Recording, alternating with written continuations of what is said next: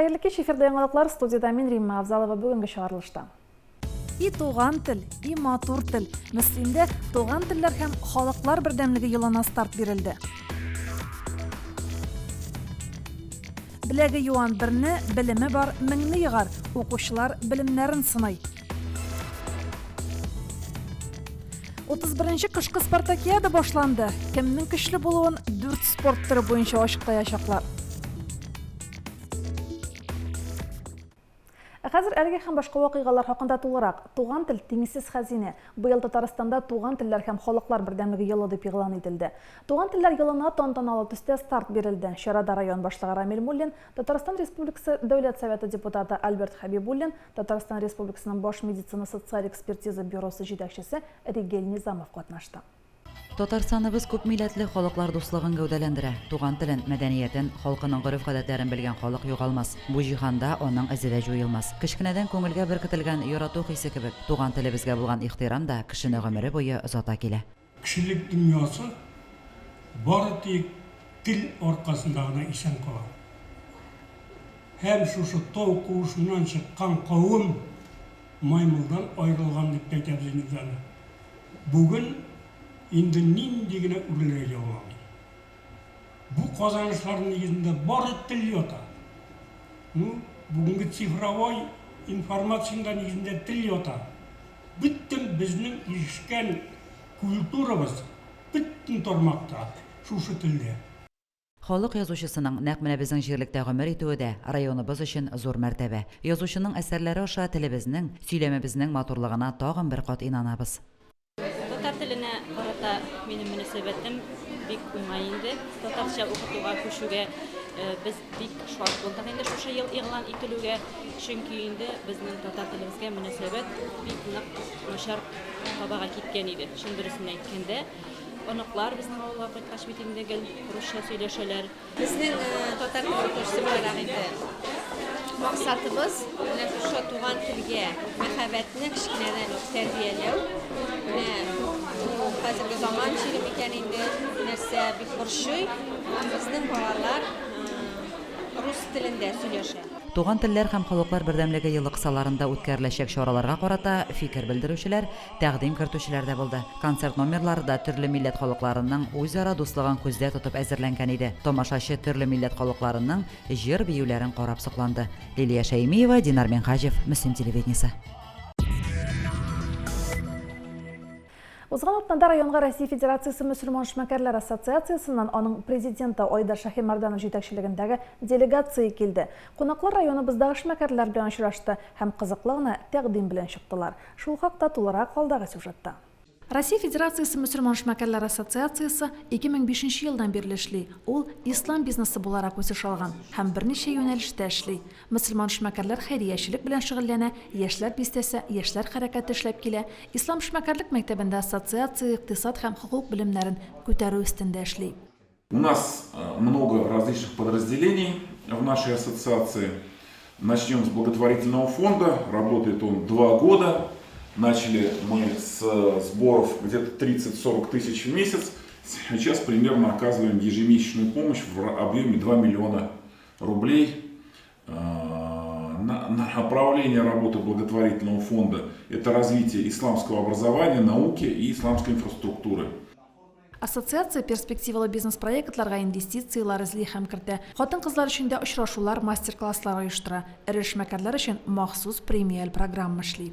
Ассоциация предпринимателей мусульман платформасында без бергә берләшеп, бигрәк тә бу мусульман кардәшләр, менә кемнеңдер бар кибете, кемнеңдер производствосы, без бер-беребез белән эш итәргә өйрәнсәк, безнең әлхәмдүлилләh киләчәкбез була. Ассоциациянең Татарстаннан кала Башкортстан, Ингушетия, Кырым, Адыгей республикаларында, Мәскәү, Оренбург, Пермь, Астрхан, Киров һәм башка өлкәләрдә вәкиллекләре бар. Халыкара вәкиллекләрдән Россия Федерациясы мөселман эшмәкәрләр ассоциациясе Бельгия, Кыргызстан, Кувейт, Сенегал, Нидерланд, Төркия һәм башка илләр белән хезмәттәшлек итә. К нам обращаются наши члены ассоциации, и мы помогаем им с разными вопросами, начиная от бизнес-вопросов, заканчивая вопросами, например, взаимоотношений даже с другими странами. У нас даже такие кейсы есть. Район башлыгы Рамил Муллин кунакларны Мөслим белән таныштырды. Соңыннан кунаклар социаль объектларны карады, район белән якыннанрак танышты. Римма Авзалова, Динар Минхажев, Мөслим телевидениесе. Рәсми хроника. 4-нче чакырылыш Мөслим муниципаль район советының 4-нче сессиясе узды. Сессия эшендә Мөслим районы башкарма комитеты җитәкчесен билгеләү турында мәсьәлә каралды. Ачык тавыш бирү юлы белән Мөслим районы башкарма комитеты җитәкчесе итеп бер тавыштан Рафаэль Тимофеевич Демидов сайланды. Сессия утырышында яңа җитәкчеләр дә тәкъдим ителде. Район эчке эшләр бүлеге җитәкчесе итеп Рөстәм Искәндәр улы Мөхәммәтҗанов, Мөслим һәм Сарман районнары буенча күзәтчелек эшчәнлеге бүлеге җитәкчесе урынбасары итеп Алмаз Дыфак улы Әфләтонов билгеләнде. Алга таба авыл җирлекләрендә халык җыеннары үтте. Исәнсев һәм Үрәзмәт авыл җирлекләрендә узган җыеннардан Әлфинур Нугманова репортажы. Исәнсев 7 авылны берләштерүче иң зур җирлекләрдән исәпләнә. Халыкның үзәгенә үткән проблемалар соңгы елларда уңай хәл ителеп килә. Республика программалары кысаларында да җирлектә күп эшләр башкарылды. Авылыбызның йөзе тамырдан үзгәрде. Инде хәзерге вакытта Койсы тарапка гына юл алсак та, безнең җирлегебезнең юл шартлары хәзерге дәвр таләпләренә бик якын килә. Олы проблема булган суда хәзерге вакытта су линияләре дә алыштырылды. Җирле үзидарәләр органнары эшчәнлеге рейтингында Исәнсев район буенча 16-нчы урынны били. Рейтингта түбән төшүнең сәбәпләренә килгәндә, җирлек салымнар җыю, инфраструктур үсеш, белем һәм тәрбия бирү, кеше эшмәкәрлек күрсәткечләре буенча да арттагы урыннарда. Узган ел үзара салым акчасы җыю планын 63%-ка гына үти алганнар. Инде генә эшкә тотынсаңда акча кирәк. Инде халкыбыз бу эштә инде аңлап эшли. Инде һәрберсе кулыннан килгән хәлдә акчасын бирә, түләргә тырыша. Инде узган ел гына бездә әз генә сүлпәнлек күзәтелде, 63%. Инде безнең җирлегебез өчен нормаль күренеш түгел. Инде Алла бирсә, быел халкыбыз инде дөрес аңлап 100% җыярла дигән ышанычта кала. Булган финанс хисабына Исәнсев Марибүләр авылларында обелисклар яңартылган, Татбүләр мәдәният йорты территориясын төзекләндергәннәр, балаларга спорт мәйданчыгы урнаштырылган, юлларны карап тору, урамнарны яктырту, су насосы сатып алу, чүп үләннәрен чабу кебек эшләр дә башкарылган. Быелга планлаштырылган салым акчасы җыела калганда, башкарылачак эш күләме дә тәгаенләнгән. Халыкның үзара салым акчасын түләүдә битарафлык күрсәтмәүе генә мөһим. Үрәзмәт җирлеге эчендә соңгы 2 ел тарихи вакыйгаларга бай булды. Авыл хуҗалыгы өлкәсендә зур үзгәрешләр бара. Август агрофирмасы тарафыннан мегафирманың беренче чираты сафка басып килә. Гел уйламаган җирдә безнең җирлек дөнья кендегенә әйләнде дисәк тә була. Җирлекнең яшәешен билгеләүче салымнар җыю буенча Үрәзмәт район рейтингында 3нче урында. Хуҗасыз милекләрне барлау максатында күләмле генә эш башлаганнар. Инфраструктур үсеш өлкәсендә проблемалары бар әле. Аерым алганда бүләктә су белән тәэмин итүдә өзеклекләр күзәтелә. Үрәзмәт Чишмә авылы халкы ничә ел инде юлсызлыктан интегә.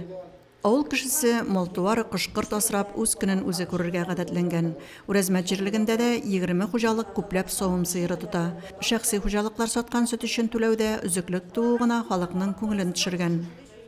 Сразу булганда прокуратура безнең тоже ачы. Менә бу күп вопросларны без белмибез дә кала, потому что халык үзара үзендә генә тота, нәрсә үзара проблемалар шәндәли.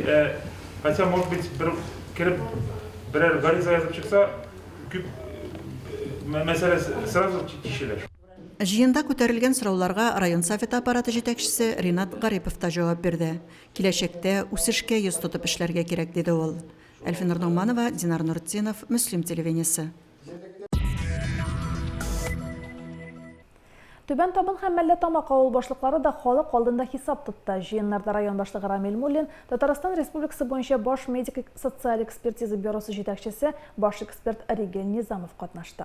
Түбән Табын җирлегенең җыены Тугаш авылы клубында узды. Күптән ремонт күрмәгән бина булса да, авыл клубыннан чисталык, пөхтәлек бөркелеп тора.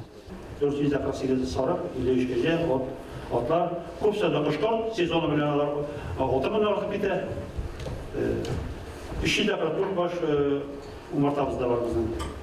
Түбән Табын авыл җирлеге иң зур авыл җирлекләренең берсе. Җирлек иң күп мал тотучылар белән дә мактаулы. Күпләп кыш-корт асраучылар да елдан-ел артып тора. Авыл халкы үзенең яшәеше көнкүрешеннән канәгать. Үзара салым җыюга каршылар юк. Ни дисәң дә, җыелган средстваларның үз җирлекләре өчен тотылганы күз алдында бит. Үзара салымны бирәбез, бирмәшә, ул бит инде үзебезнең халык өчен. Монда юлларны бөтен әйберләрне карыйлар. Рөстәм инде бик әйбәт эшләсен генә инде. Рөстәмне бик яратабыз. Җыенда Тугаш һәм Тамьян авылларына кибет кирәк булуын да билгеләп үтте авыл халкы. Бу мәсьәләне район башлыгы автолавка кибетләр белән хәл итәргә тәкъдим итте. Авылда кибет ачып куйдың да, анда авыл халкы җыйнаулашып йөри дигән сүз түгел бит. Авыл халкы үзенең авылындагы кибеткә түгел, район үзәгенә такси яллап йөрүне кулайрак күрә. Авыл яшьләре дә җыенда активлык күрсәтте. Авылда каласы килсәләр дә яшьләргә эш урыны юк. Җирлектә эшләп килүче Туганьяк агрофирмасына сыер савучылар кирәк анысы. Ләкин югары белемле яшьләрнең савымчы булып эшлисе килми шул. Бүгенге көндә Мәлләтамак авыл җирлеген җитәкләүче Хәмзә Хөсәйновка авыл халкы зур өметләр баглый. Беренчедән эш тәҗрибәсе бар, икенчедән өлкәнрәк яшьтәге кешегә, яшь илкәнчеккә караганда өметләр дә, ышаныч та зурдан. Мәлләтамак авылы Сукай ягыннан су башысын кооператив урамына суын генәсен үткәрергә исәп. Әгәр дә бу эшне башкарып чыгара алсак, Мәлләтамагы бернинди кайгысыз яшәячәк Аллаһ берсәмән. Мәлләтамак әллә ни зур авыл җирлеге түгел. Мәлләтамак һәм Наратаста авылларын берләштергән җирлектә барлыгы 292 хуҗалык исәпләнә. Аларда барлыгы 634 кеше гомер кичерә. Үзара салым җыюның файдасы бик зур. Безнең юллар төзергә, сулар кертергә, безнең зиярат юллары юк дип сөйләдем бит. Зиярат юллары ничек дип әйтсәң дә яхшыдан яхшы дип әйтәләр хәзер. Мәлләтамак авылында үз эченә балалар бакчасын керткән бер башлангыч мәктәп эшли. Мәктәптә 10 укучыга 2 укытучы белем бирә. Балалар бакчасына 19 сабый йөри. Без бер вакытта да авырсынмыйбыз, моны бирергә. Быел инде башка елларны 1000 сум булган ел, быел 700 сумга калдырдык. Аның файдасы бар. Юлларны чистартсанда шул акча кирәк, сулар керткәндә шул акча кирәк. Андый-мондый эшләр эшләгәндә зияратларга шул акча кирәк. Бик күп авыл җирлекләрендә кебек Мәлләтамак авыл җирлегендә дә үзара салым акчасын бу елны 700 сумнан билгеләгәннәр. Әлеге средстваларга Мәлләтамак авылының Тукай урамы ягындагы су башнасыннан кооператив урамына су линиясе үткәрү, колхоз урамындагы су линиясын яңарту, Сабантой паркын төзекләндерү, Наратаста авылындагы су башнасына капиталь ремонт ясау кебек эшләр планлаштырыла. Лилия Шәймиева, Динар Нуртдинов, Мөслим телевидениесе. Бу көннәрдә оешма предприятиеләрдә дә еллык хисап җыелышлары, коллегия утырышлары бара. Район мәдәният бүлеге хезмәткәрләренең киңәйтелгән җыелышында 2020 елдагы эшчәнлеккә йомгак ясалды һәм алдагы чорга бурычлар билгеләнде. Чарада Татарстан Республикасы Дәүләт Советы депутаты Альберт Хабибуллин, Татарстан Республикасы Баш медицина социаль экспертиза бюросы җитәкчесе Ригель Низамов, район башлыгы Рамил Муллин катнашты. Район мәдәният бүлеге җитәкчесе Ирек Салихҗанов бүлекнең төрле тармакларындагы эшчәнлеккә тирән анализ ясады. Хәлитәсе мәсьәләләргә тукталды. Җыелышта бүләкләнүчеләр дә булды. Балалар сәнгать мәктәбе директоры Айгөл Фәттаховага, әлеге мәктәп укытучысы Әлфинур Гыйлметдиновага, Татбүләр, Тугаш һәм Крашуран китапханәләре мөдирләре Гөлнур Мирзаянова, Флора Махубрахманова һәм Фидия Каюмовага район башлыгының рәхмәт хатлары. Бер төркем хезмәткәрләргә район мәдәният бүлегенең рәхмәт хатлары тапшырылды. Район мәдәният йортында театр атналыгы бара. Үзешчән театр коллективлары арасында иң яхшы дип табылганнары район мәдәният йортында чыгыш ясый. Театр сөючеләр тормышы турында Ләйсән Әхмәтова. Соңгы елларда район театр сәнгатенә игътибар артты. Театр коллективлары да күбәйде. Алар арасында иң-иңнәрен сайлап алу да җиңел булмагандыр. Театр атналыгына Ташлыяр мәдәният йорты старт бирде. Ташлыярлар Рәмзия Хөсәйнованың Табылдык әсәрен сәхнәләштерде.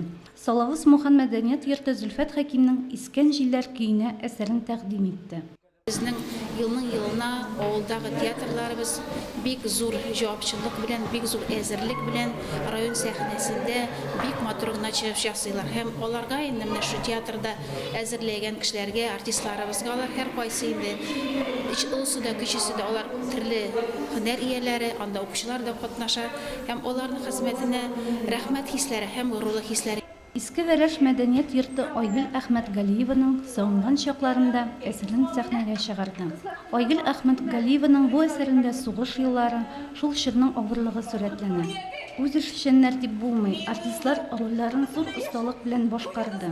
Спектакльдә тамашачылар да аз түгел иде. Яшьләрнең дә театрга елдан-ел күбрәк тартылуы сөендерә. Бу спектакльдә авылыбызның олы яшьтәге апаларыбыз, абыйларыбыз катнаша. Biz onun белән бик горурланабыз беренчедән.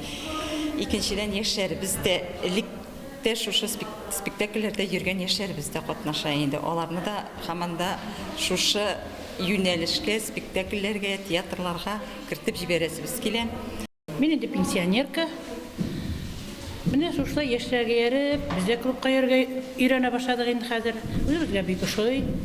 Рәхәт вакыт үткәрергә дә, аты өйдә пенсионер булып яткачтан нишләргә дә белмибез бит. Мәтрәй мәдәният йорты театр коллективының чыгышы 12 февральгә күчерелде.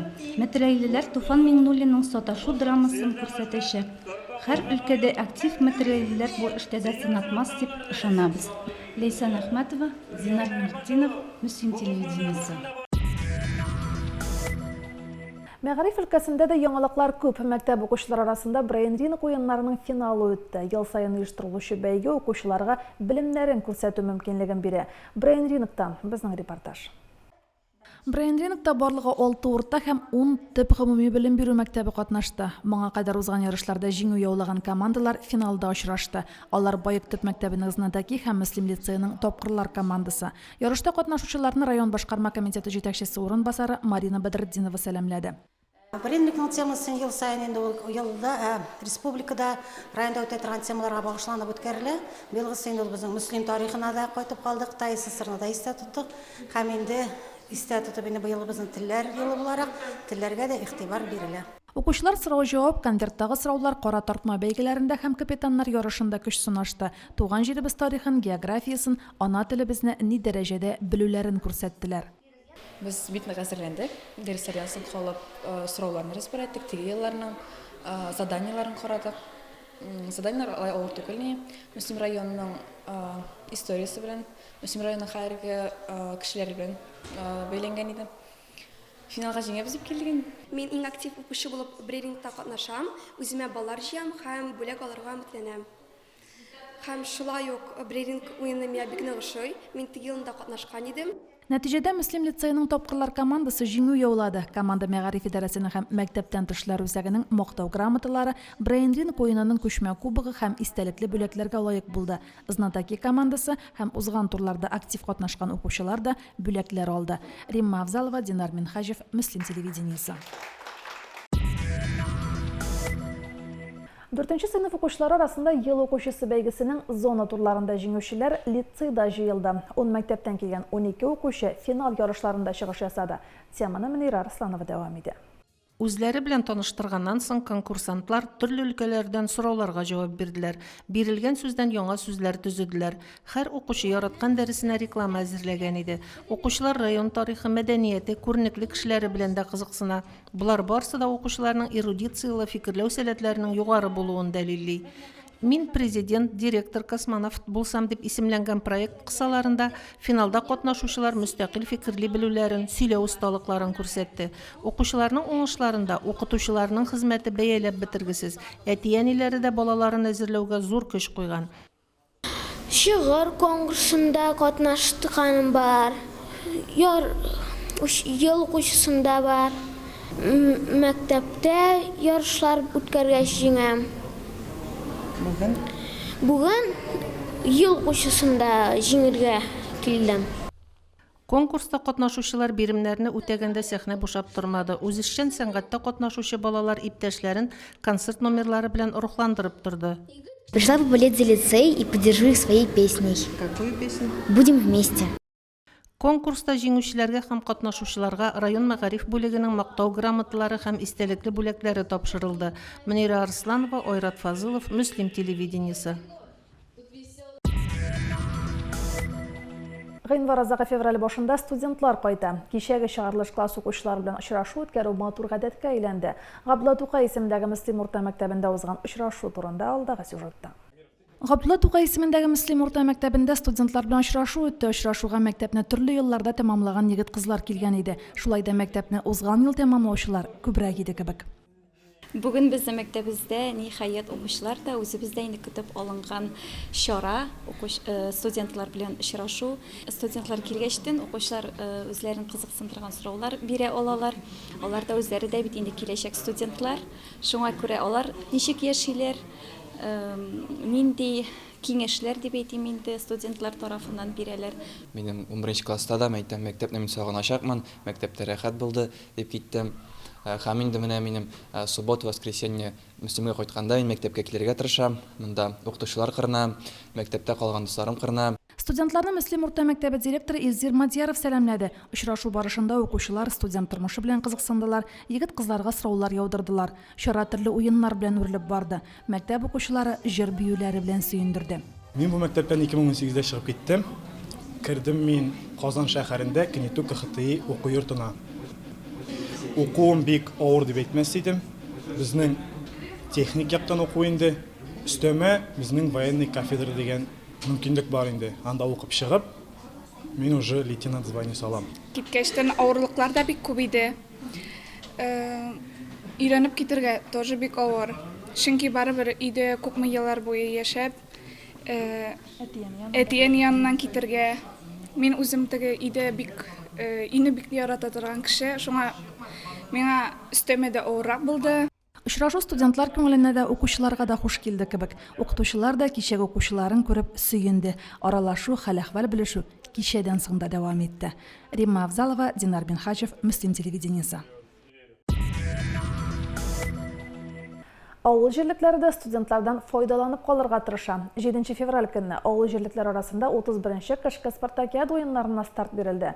Спартакиадада катнашучылар арасында яшьләр дә күп иде. Теманы Лилия Шәймиева дәвам итә. Пандемияга бәйле быелгы спартакиадада 4 уен төре дә ачык һавада узачак. Уеннар 6 февраль көнне биатлон ярышлары белән башланырга тиеш булса да, һава торышы гына кымаучалады. Кышкы салкыннарга карамастан, авыл җирлекләре почти полный составта килеп, үзләренең спортсменнарын алып килеп катнашырга булдылар. Җәмәгать молодцы, бөтенсе булдыралар. 31-нче кышкы спартакиада үзенең эшләрен башлап җибәрде. Шул, безнең инде ул 27 февральгә кадәр дәвам итәчәк. Спартакиаданың 7 февральдә старт алуы да юкка түгелдер. Узган якшәмбедә бөтен Россия кышкы спорт уеннары көне дә билгеләп үтелде. Ярышлардан мәктәптән бирле шоңгы белән заниматься итәм. Спорт школада укып, шоңгы командасында булган. Шуннан бирле спорт сөюен ташламыйча, спорттан шөгыльләнеп, һәрбер ярышларда булган ярышларда катнашып яшим. Шоңгыда күптән шуласызмы? Күптән түгел. Яңа шоңгылар. Яңача суларга өйрәнәбез инде. Спорт үзгәреп тора. Ул инде хәзер Бәйге нәтиҗәләре буенча Исәнсев авыл җирлеге командасы 1нче урынны яулады. 2нче урында Түбән Табын авыл җирлеге, Мәтрә авыл җирлеге 3нче урынга лаек булды. Бу шимбәдә ярышлар итекле футбол белән район оешма предприятие командалары арасында дәвам итәчәк. Бәйге 9 сәгатьтә яшьлек спорт комплексы территориясендә башланачак. Спартакиада белән параллель рәвештә Кояшлык ял зонасында Татарстан чоңгы юлы ярышы да узачак. Якшәмбедә итекле футбол авыл җирлекләре командалары арасында оештырылачак. Лилия Шәймиева, Динар Минхаҗев, Мөслим телевидениесе. Бүгенге шулар, мен Римма Авзалова сезнең белән сау булашам. Исән-имин булыгыз.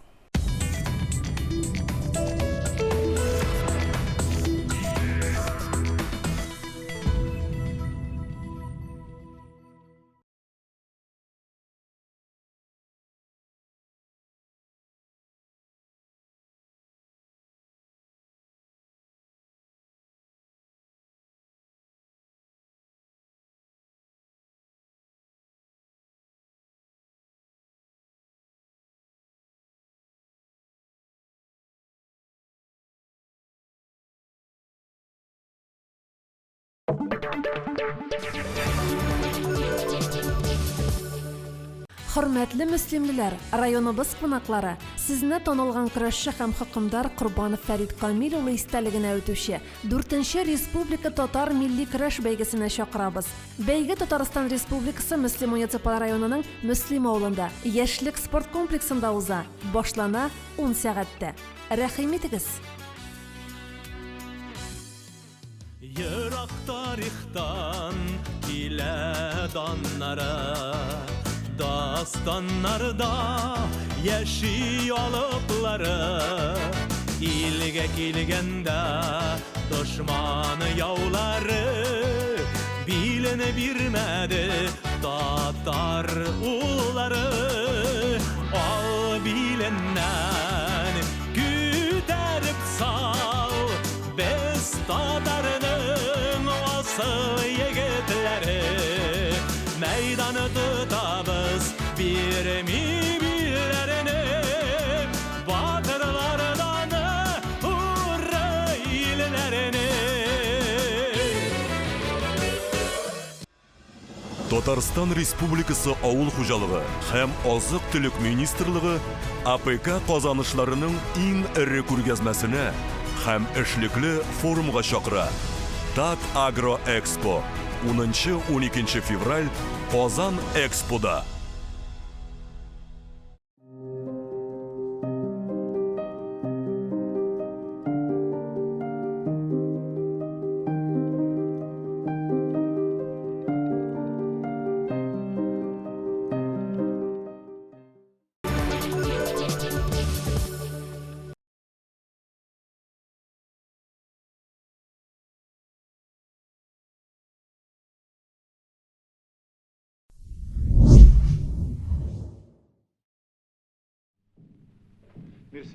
Судьба Мирсаида Султангалиева – это судьба татарского народа, Татарстана. Султан Галиев указал пути борьбы в национально-освободительном движении угнетенных народов.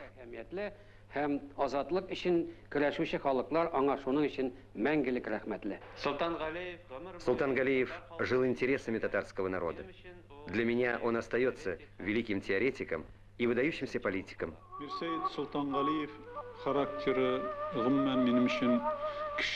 Его характер, человеческие качества с детства воспитывались в окружении трудолюбивых сельчан. И это, наверное, сыграло большую роль в дальнейшей его судьбе, судьбе неординарной. Он прошел путь от простого деревенского парня до государственного политического деятеля международного масштаба. Казань. Город, в который его привело желание вырваться на просторы познания, общение с образованными людьми, прикоснуться к таинству новой, но вожделенной мечты. 5 человек претендовали на одно место в знаменитую учительскую школу, у истоков которой стоял выдающийся востоковед академик Радлов. Мирсаид успешно выдержал экзамен. Болью и надеждой Султангалиева стала судьба Татарской Республики. И когда в начале 20-го года началась подготовка к ее созданию, стало ясно, что у этой идеи есть много защитников, но и немало противников. Султангалиев принял самое активное участие в создании новой республики. Он встречался по этому вопросу с Лениным. 20-нчы еллар Советлар Союзы аякка басып киң дөньяга чыга. Начало 20-х годов. Советский Союз становится на ноги и определяет свою антиимпериалистическую политику. Может быть, в этот период в стране зарождались признаки демократии. В странах Востока начинается подъем освободительного антиколониального движения. И этому во многом способствовала деятельность Султангалиева. Авторитет Султангалиева стал настолько высок, что уже мешал Сталину и его окружению, вызывал зависть у тогдашних руководителей Тат-республики. Высшую меру наказания заменили заключением в концлагерь на 10 лет. Султангалиев отбыл срок на знаменитых Соловках, работая конюхом на одном из отдаленных островов. В 1934 году Султангалиева освободили досрочно, до очередного ареста, 19 марта 1937 года. В мае 1937-го этап в Казань. —